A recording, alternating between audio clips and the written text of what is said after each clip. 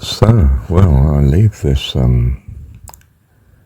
recording as it is. I'm going to just trust it to God.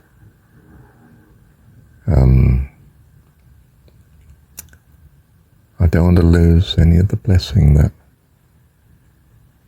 it has for you. May it be a blessing to you. Thank you, Dad. Oh, look, the finding of Akhenaten is absolutely extraordinary.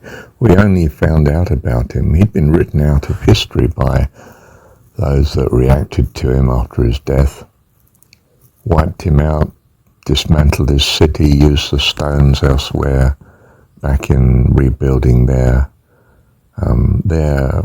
previous religion that they were so wedded to. They didn't want anything of Akhenaten, not even the memory of.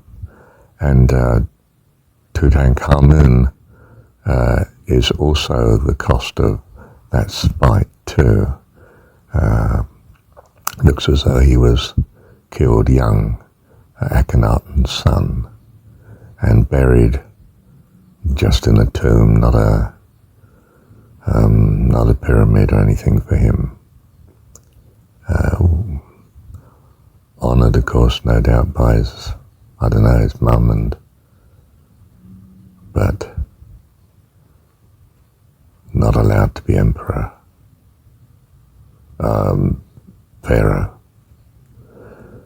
And we found out about, the archaeologists only found out about the existence of Akhenaten because of the stones that were used still had, of course, the writing on it, albeit probably turned away from visible view and used in buildings and structures. And we think, well, who is this pharaoh? He doesn't exist in the history. Because they'd written him out of the history, hadn't they? They didn't like what he said. Didn't like his God. Wanted their gods back.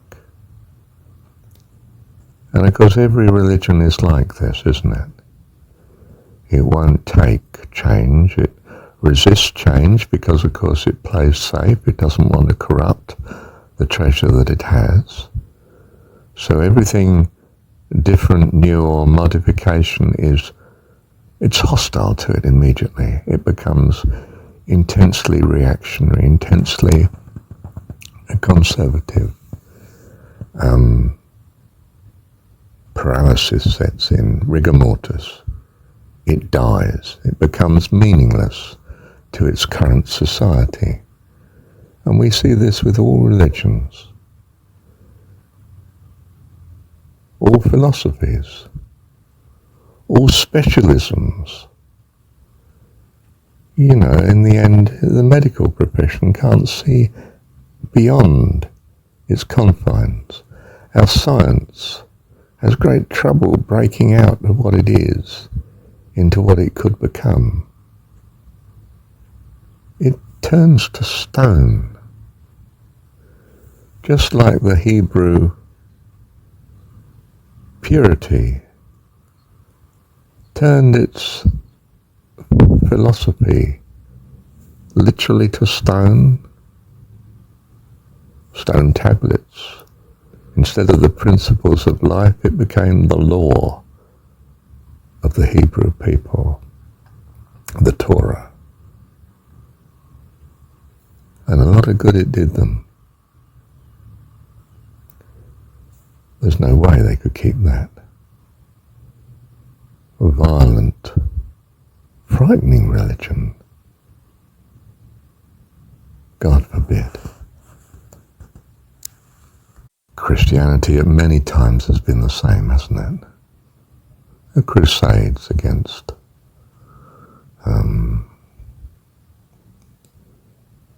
whole people,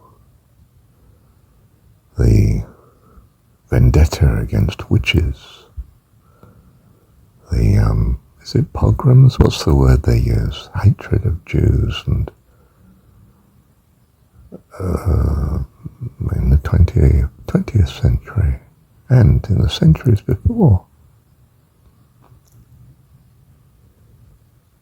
the most noble religion can become the most appalling oppression.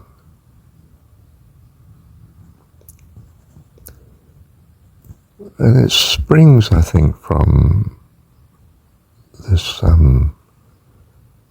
quest for certainty and security in a universe of uncertainty and change.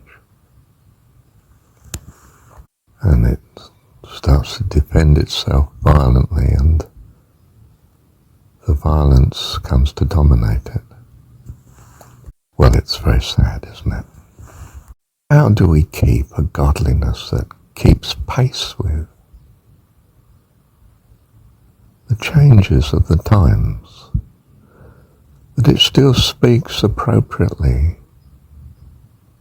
to all the people in the now that need rescue? And as change comes faster and faster, how can our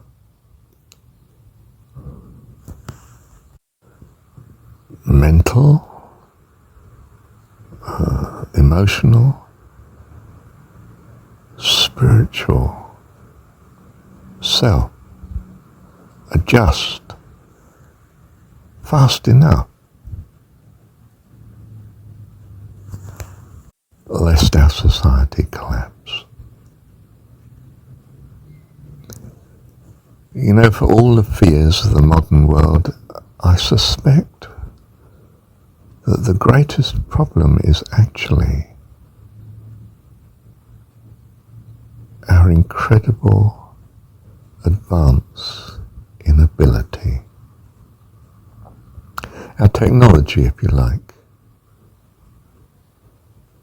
We are no match for what we are creating.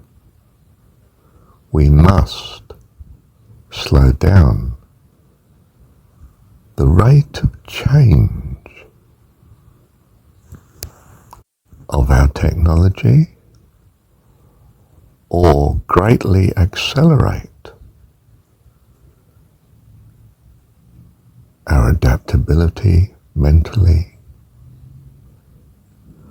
emotionally, and spiritually.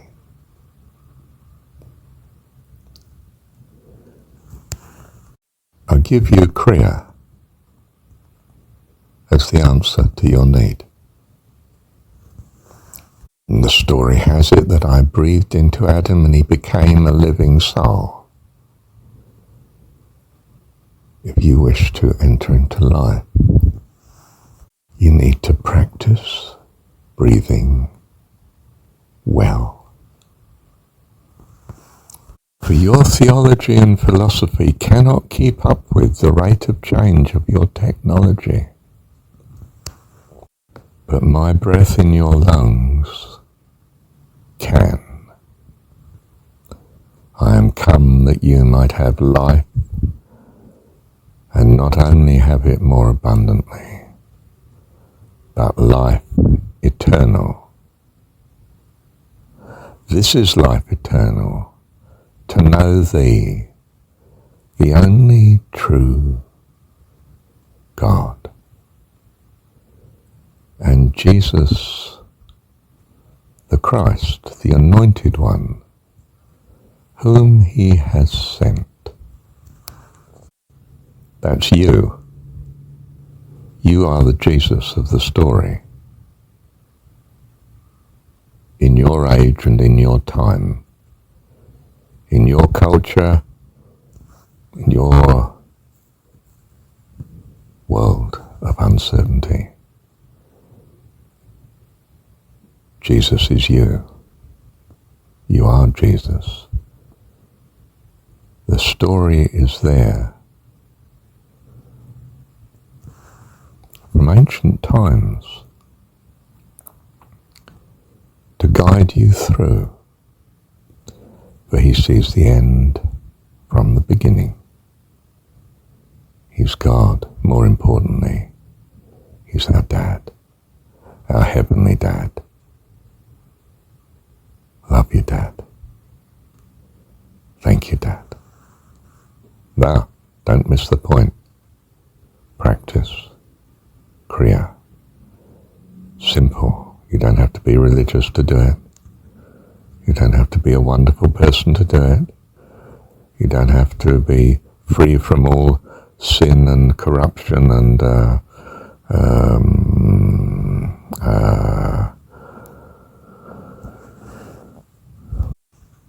all the addictions that you have in your modern world. You just have to practice Kriya, breathing, and you will come through. Taste and see. It's as simple as that. You don't have to prove it any other way. Practice a little, even a little, and you will see amazing rewards. You'll know the way to go. Because I love you. You are my child. And I will have you in the eternity that I have you in. Life eternal. I'm God. There is nothing that can stop me.